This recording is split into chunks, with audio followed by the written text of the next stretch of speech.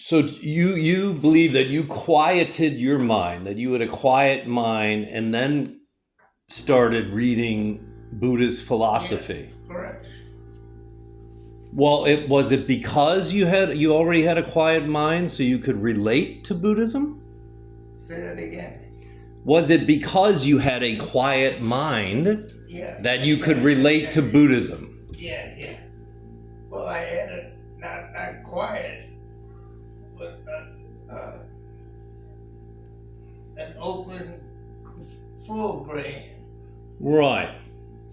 Now, my problem, like you grew up with me in the same family, my problem with Catholicism, especially Old Testament, it's always... I left them all. No, I know, but for me it was always hell or fire, right or wrong. Right? That's why what attracted to me, well, you got me into Buddhism, but what attracted to me was the yin yang, right? The shades of gray. I'm not sure what you're saying.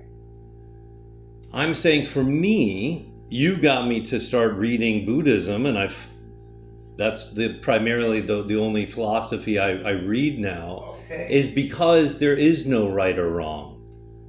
As opposed to how Carrie, fire and brimstone, Old Testament, if you don't do X, you're going to hell.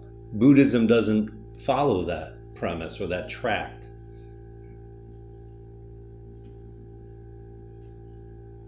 Yeah, yes and no. I knew that was coming. Now,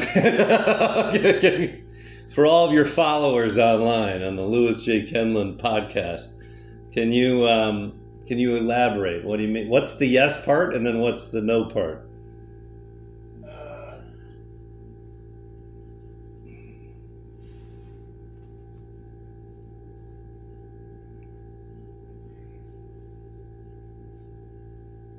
So how is it yes that Buddhism says if you don't do X, Y will happen? I've never read that, so maybe I'm missing something in the literature.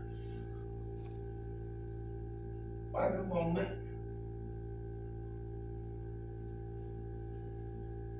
I don't see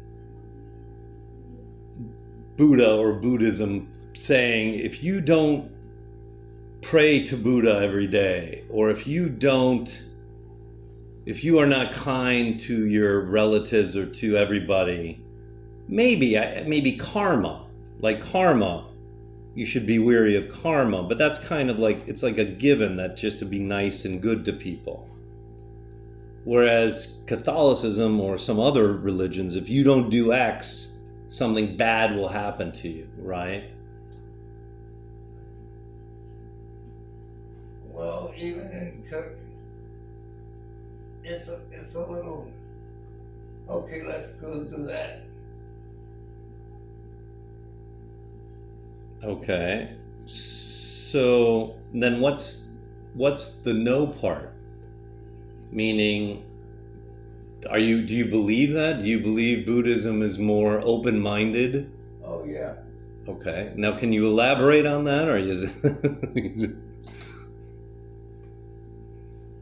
Well, that's what it is, but that was my mind before Cook. It was. Yeah.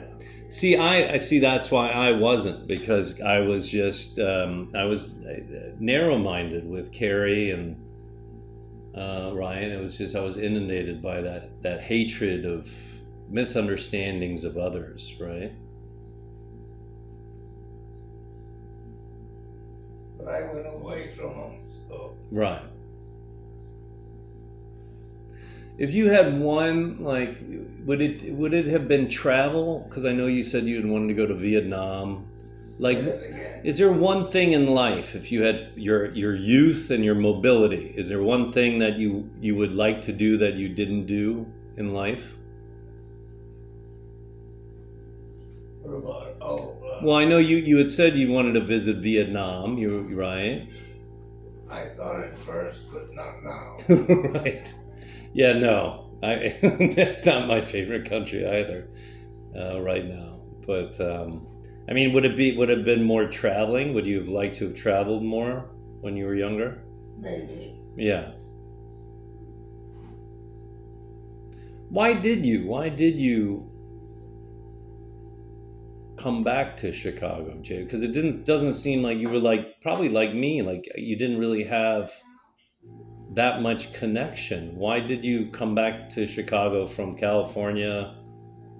No, I liked it. I don't remember that why I came back to Chicago. Well, I came back to the East. Yeah. Right. Was it to try to be around Shannon? Right. Yeah. Yeah. That's the same as what I'm doing with Tyler. Right? Like, right? And it's I can't control. Do you think Robin had a lot of unduly influence over Shannon? Like my wife does with my son?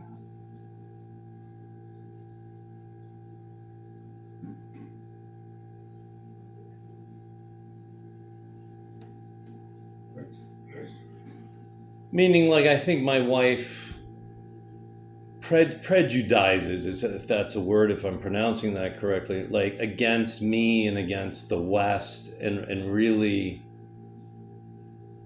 that, along with his schooling in China, really narrows Tyler's mind. Do you think Robin did that with Shannon against you and maybe against the Kenlans and our family? Yeah. Not much. Not much. Okay. See, I've got the double whammy in that not only is it a foreign wife in a foreign country, but in a country that really, in China, Jay, that wants to be number one, China number one, right? Like, really tries to promote. And then here we are in their way. So it's like a constant battle when I don't want the battle, right? But my wife in China always, oh, you're American, like they're envious, but yet they're jealous, and it's, you're on their turf, right, in China as a foreigner. So it's been a really difficult 12 years for me. I don't think I've gotten no benefit out of being in China except for your handsome great nephew, right? It's been nothing but pain and frustration. And then on top of this, add in the Wuhan virus, right? The Wuhan virus, right? And no one knows how epidemiology, the average person, they don't, the average Chinaman thinks, oh, it happened in US brought it, like they don't understand that a virus happens, right, in one place, right? Like it started in Wuhan, nowhere else, right? So it's been hard, JB, but yeah.